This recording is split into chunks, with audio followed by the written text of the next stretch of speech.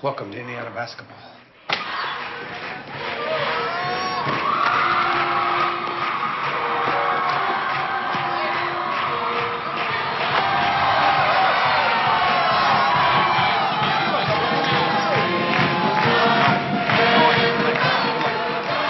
March Madness is upon us, and basketball fan that I am, I'm dragging out my old battered copy of Hoosiers, one of the very few great movies made about basketball, a great sport that's somehow underrepresented in American cinema. Since this movie first came out in 1986, it's inspired unusually intense devotion, which may be somewhat surprising given just how formulaic and full of cliches Hoosiers is. I'm glad you're here, Nolan. I think it's going to work out. It's got to work out this time, or that's it for good.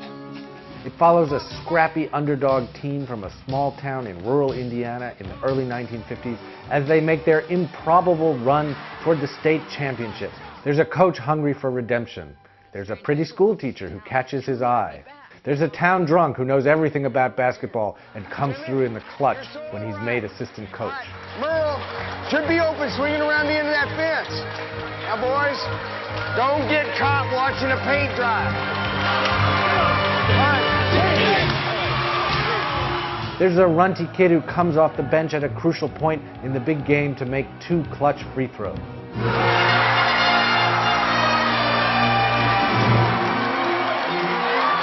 There are the skeptical townspeople who want to run the new coach out of town. And the town's most talented athlete can't even be persuaded to join the team. You got a special talent. A gift. Even if you've seen movies like this thousands of times before, somehow this is the one that you want to watch again and again and again. And I find myself wondering why that is. What aspect of this movie accounts for its extraordinary power and its hold on people's imaginations? It's a very well-made movie. It tells its story in a very straightforward and engrossing way with a lot of momentum and an absence of the kind of sentimentality and nostalgia that infuses depictions of small-town life. The performances are first-rate. You expect that certainly from Dennis Hopper and from Barbara Hershey, and of course from Gene Hackman, one of the great American actors in really one of his finest roles. It's bad enough we gotta play in this cage you call a gym. Your players are playing like a bunch of gorillas. Who are you calling gorilla? You, for one. Bust up. But I still can't quite say what it is that makes this movie great.